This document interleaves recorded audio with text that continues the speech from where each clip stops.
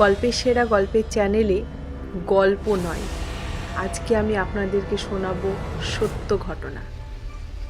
এই সত্য ঘটনাটি লিখেছেন এমডি আহমেদ। এমডি আহমেদ তার নিজের জীবনের এই সত্য ঘটনাটি লিখে আমাদের মধ্যে শেয়ার করেছেন। তাহলে ঘটনাটি শুরু করা যাক। শহর ছেড়ে আমার মেজো চাচা গ্রামে বাড়ি করেছে। আমার চাচার 2 ছেলে 1 মেয়ে। মেয়েটা সবার ছোট। বড় ছেলের নাম রাফি, ছোট ছেলের নাম সাফি। রাফি আমার থেকে 3-4 বছরের ছোট, তবে ছোট হলেও আমাদের বন্ধুর মতোই সম্পর্ক। আমি চাচার বাড়িতে মাসে একবার হলেও বেড়াতে যাই। আমার গ্রাম খুব ভালো লাগে। রাতের বেলা চাঁদের আলোয় গ্রামের রাস্তায় ঘুরতে, মজা করতে আমার খুব ভালো লাগে।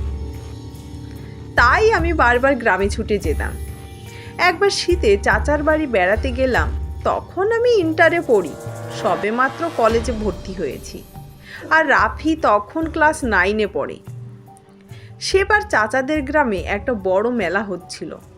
আমি আর রাফি মিলে বিকেলে মেলায় ঘুরতে গেলাম। অনেক বড় মেলা, অনেক কিছু মেলায় পাওয়া যাচ্ছে। আমরা নাগরদোলাতে উঠলাম, অনেক কিছু খেলাম, কিন্তু এত তাড়াতাড়ি যে রাত হয়ে যাবে সেটা ভাবতে পারিনি। এশার নামাজের যখন আজান পড়ল, তখন রাফিকে বললাম, রাত অনেক হয়ে গেছে, চল এখন বাড়ি যাই। রাফি তখন বলল, কি যে বলো, কেবল তো এশার আজান দিল, বাড়ি যাওয়া এখনো দেরি আছে, চলো আমরা সার্কাস দেখে আসি। আমিও ওর কথায় কিছু না ভেবে বললাম, চলো আজকে সার্কাস দেখব। কিন্তু সার্কাস দেখা শেষ হলে রাত 12টা বাজবে তা কল্পনাই করিনি। মেলা থেকে বের হয়ে বাড়ির দিকে হাঁটতে শুরু করলাম। তখন আমার মনে কেমন যেন ভয় ভয় করতে লাগলো, কারণ চাচা বাড়ির যে পথ দিয়ে যাব সে পথে একটা শ্মশান ঘাট আর একটা পুরনো কবরস্থান আছে। বুকটা ভয়ে দুরু দুরু করতে লাগলো। রাফিকে বললাম, তোর কারণে আমার এত দেরি হয়ে গেল। শীতের রাত, আকাশে জ্যোৎস্নার আলোয়, চল দুজন পথ হেঁটে চলি, কি আর করব। কাঁচা রাস্তার দুপাশে খেজুর গাছ, গাছে রসের হাড়ি ঝুলছে। ধুলো ভরা রাস্তাটা চাঁদের আলোয় চকচক করছে। একেবারে হাঁটতে খারাপ লাগছে না সেটা নয়, কিছুটা ভয় ভয়ও করছে আর কি। শ্মশান গেট আর কবরস্থান না বেরোনো পর্যন্ত ভয়টা আর কাটবে না। মনে মনে অনেক দোয়া পড়তে শুরু করে দিলাম আর হাঁটতে শুরু করলাম। কিছুটা দূর থেকে শ্মশান গেটের ছোট্ট একটা বাতির আলো চোখে পড়ল। তখন বুঝতে পারলাম সামনে শ্মশান গেট। আমার ভয়টা আরও বেশি কাজ করতে লাগলো। জীবনে প্রথম এভাবে এত রাতে শ্মশানের সামনে দিয়ে যাচ্ছি। মনে ভয় পেতে পেতে শ্মশানের গেট ভালোভাবে পার হলাম। কিন্তু শ্মশান পার হবার পরে দেখি একটি বড় কালো কুচকুচে বিড়াল আমাদের পিছু নিয়েছে। আমাদের পিছু পিছু সেও হাঁটছে আর মিউ মিউ করে ডাকছে।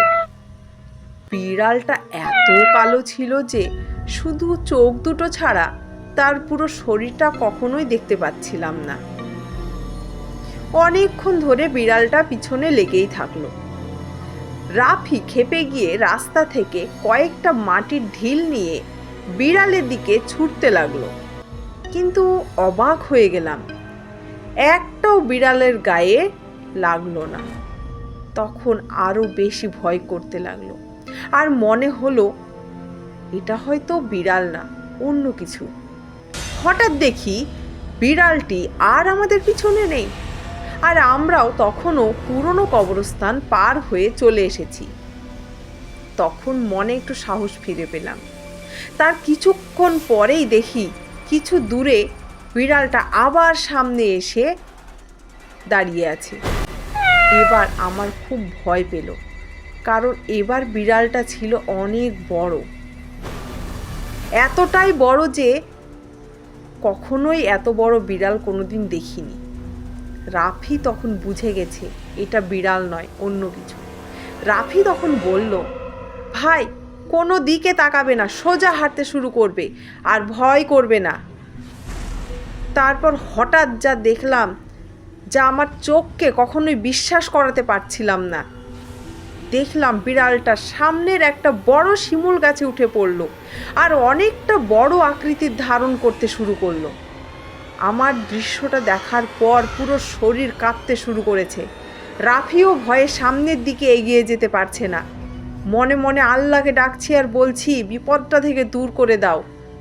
দুজন পথে দাঁড়িয়ে আছি, সামনের দিকে কিছুতেই এগিয়ে যেতে পারছি না। যদি বিড়ালটা গায়ের ওপর হঠাৎ করে ঝাঁপিয়ে পড়ে। বিড়ালটা আমাদের দিকে বড় বড় চোখ করে তাকিয়ে আছে, মনে হচ্ছে কাছে পেলেই আমাদেরকে খেয়ে ফেলবে। হঠাৎ কিছু দূর থেকে একটা টর্চ লাইটের আলো দেখতে পেলাম। কে যেন আমাদের দিকে আসছে। লোকটি আমাদের কাছে আসতেই আমাদের দিকে টর্চের আলো মেরে বলল, কে কে ওখানে? রাফি নাকি? তখন রাফি হ্যাঁ বলল। স্বস্তির নিঃশ্বাস ফিরে এলো। দেখলাম অন্য কেউ না, সে আমাদেরই চাচা আমাদেরকে খুঁজতে বের হয়েছে। চাচা রেগে গিয়ে বলল, এত রাতে কোথায় ছিলি তোরা? চাচাকে বললাম, ওই দেখো চাচা, শিমুল গাছে কি? চাচা গাছের দিকে টর্চের আলো মারল, কিন্তু কিছুই দেখতে পেল না। চারপাশে টর্চের আলো দিয়ে কোথাও সেই বিড়ালকে দেখতে পেল না। হাঁপ ছেড়ে বাঁচলাম। চাচার সাথে বাড়িতে এসে সব ঘটনা খুলে বললাম। সব ঘটনা শুনে চাচা আমাদেরকে বলল যে, তোরা অনেক বড় বিপদ থেকে বেঁচে গেছিস। আমি না গেলে হয়তো তোদেরকে শেষ করে ফেলতো। চাচা তখন জানালো যে রাত্রি হয়ে গেলে ওই শ্মশান আর কবরের রাস্তার দিকে কেউ যায় না। ধন্যবাদ। গল্পটি এখানেই শেষ হলো। যদি গল্পটি আপনাদের ভালো লাগে তাহলে অবশ্যই এই চ্যানেলটিকে লাইক, শেয়ার এবং সাবস্ক্রাইব করে দিয়ে আমাদের পাশে থাকবেন পরবর্তী গল্প শোনার জন্য। আজকের মতন টাটা।